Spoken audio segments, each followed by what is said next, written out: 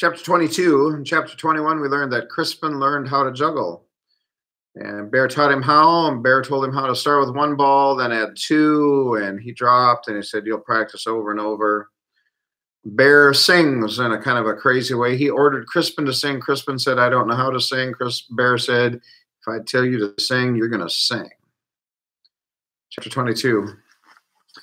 Toward early evening, Bear found a secluded spot some paces off the road. There he ordered me to stand against a tree. I hesitated. Do as I say, he said. When I did, he pulled a twist of rope from his sack and, to my alarm, proceeded to tie my hands behind the tree. What are you doing? I cried, seeing this as confirmation of his madness. I need to fetch us some food, he said, pulling the knot tight. You'll only interfere, and I don't want you running off. But I swore I wouldn't, I said. I beg you, don't leave me here.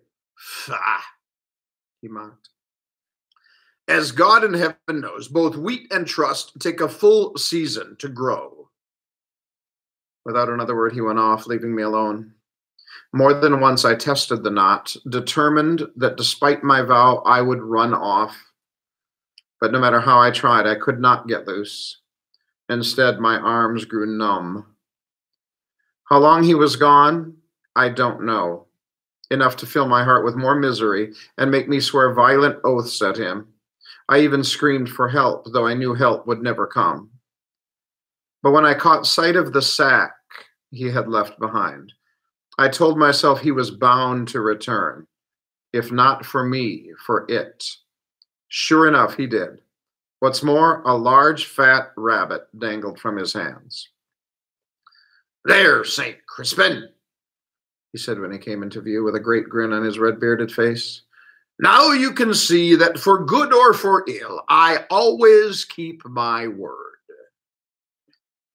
He untied me, faint from standing so long, my arms aching from being tied. I immediately sat down. Do you know the penalty for poaching? He said as he worked his dagger skillfully to skin the rabbit. I was so angry I only shook my head. To feed us, I put both our lives in jeopardy, he said. That's the kind of freedom that exists in this kingdom. With flint, steel, and tinder, he made a fire, which he told me to stoke with bits of wood. Then he took up the rabbit, spitted it, and soon had it roasting.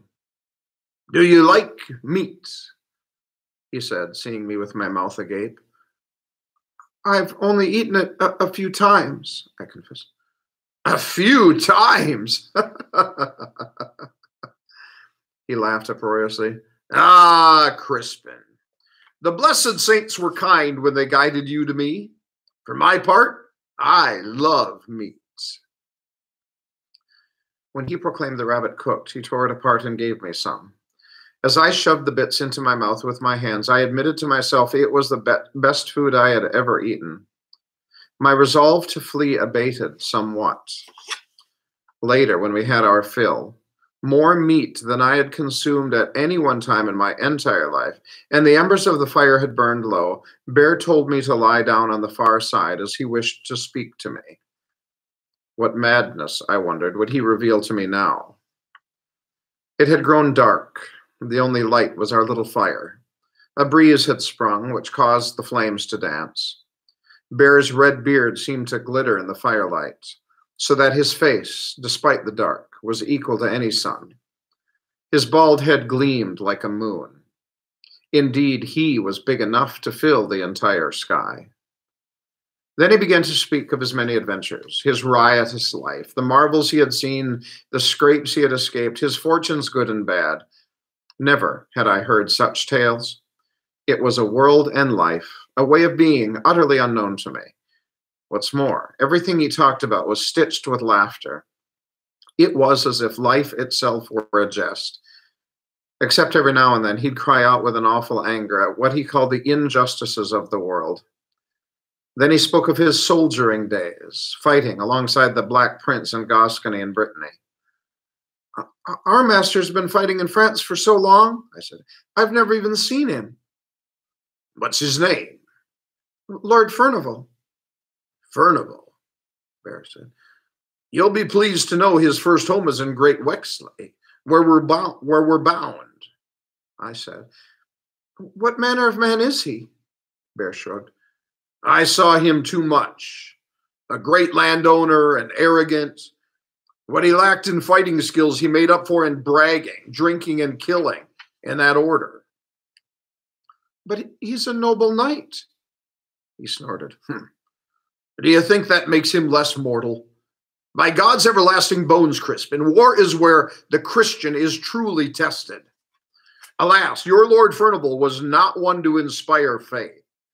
If there was looting and cruelty to be done, he did more than his share, with a falcon's eyes for ransom.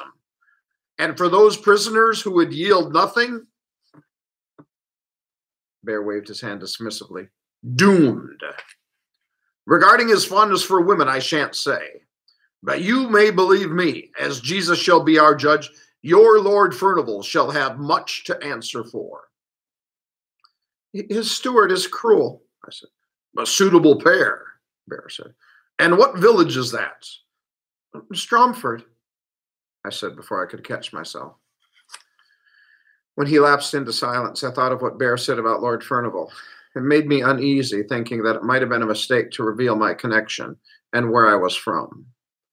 There could be a danger if Bear was truly mad, and we were going there. And yet he seemed to know so much, more than any man I had met. How, I asked myself, would he consider me when he knew more of what I was? The fire smoldered, a breeze blew, a bird whistled into the dark.